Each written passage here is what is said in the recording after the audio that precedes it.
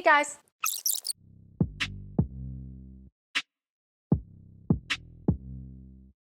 Hey guys, 4 years ago I decided not to have relationship. 2 years ago I decided not to date. After 2 years, 4 years, now I look back. And this is one of the best decisions I've ever made in my life. My aunt's always whining, "You need to get married this year. Bring your boyfriend to see us." my friend asked me, "Hi babe, when are we gonna attend your wedding?" My cleaning lady says to me, "I miss you are beautiful. Go out and date." even the strangers on the street talk to me. And you're beautiful. You should get married and have a beautiful baby like you. Dating, relationship, marriage, these are similar, but they are not the same. Marriage is a subset of relationship, and relationship is a subset of dating.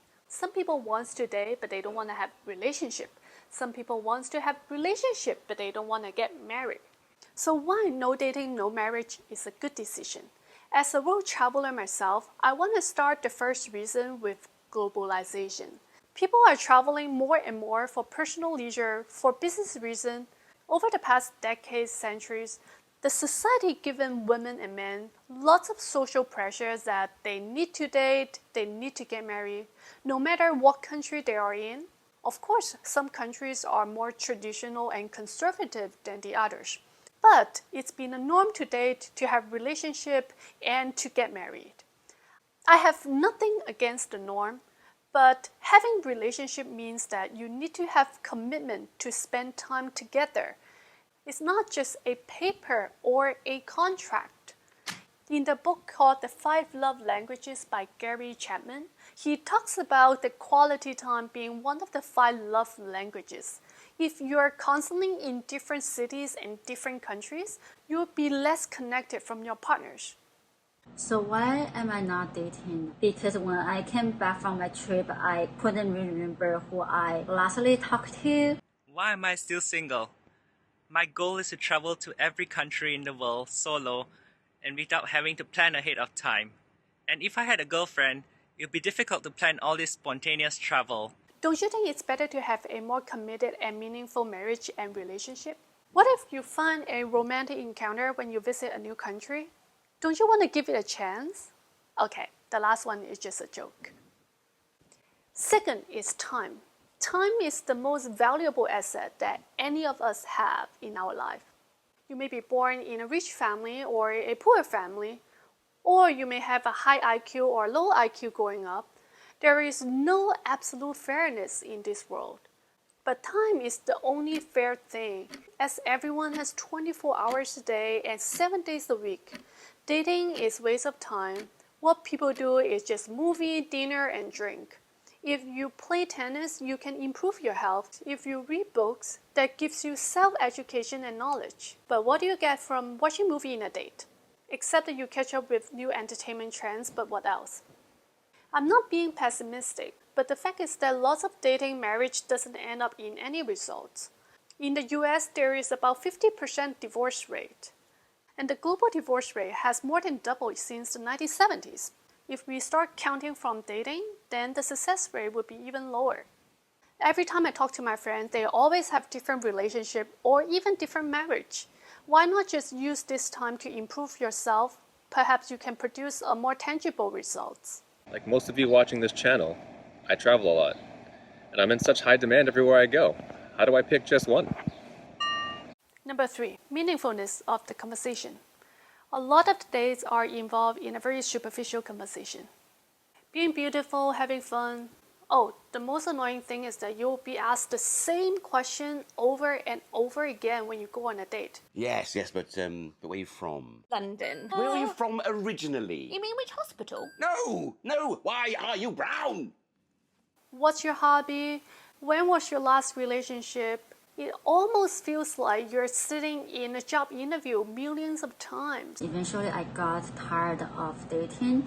It felt like an interview process. I needed to emphasize what I'm good at. Maybe I'm potentially crazy. Why not find something better to do than sitting in a job interview? Perhaps you can go volunteer to help people who are in need. Perhaps you can go talk to people who have the same value as you. Even married couples don't always have meaningful conversation. dating is even more shallow. But in my own opinion, having meaningful conversation is very important for mutual understanding and value alignments. Number 4 is about differentiating wants and need. What's your reason of dating, having relationship, or getting married? You have grown to your current age right now, your 20s, 30s, 40s, 50s. Can you not take care of yourself, or are you not financially independent? Do you really need an extra person in your personal life? So in the 1960s, 60% of the Americans were married under the age of 30. Today, only 20% of the Americans are married before they turn 30. Because more and more people don't need an extra person in their early life. It started about a half hour before the wedding. I realized that I was more turned on by this gravy boat than by Barry. There's a difference between wants and need. But most of the people can't differentiate these two words. They thought that they need marriage, but in my opinion, dating and marriage is more about want than need. A compelling reason for wanting a relationship or marriage is that the person can improve your happiness index. But most of the time, it's not always the case, as couple fights argue due to many reasons and ended up not even being friends anymore. Let's hear what other people say. One of the famous comedian, Bill Maher, said this. I never understood how you can be with the same person just day after day, week after week, month after month, year after year. I just don't get that. Number 5 is complicated.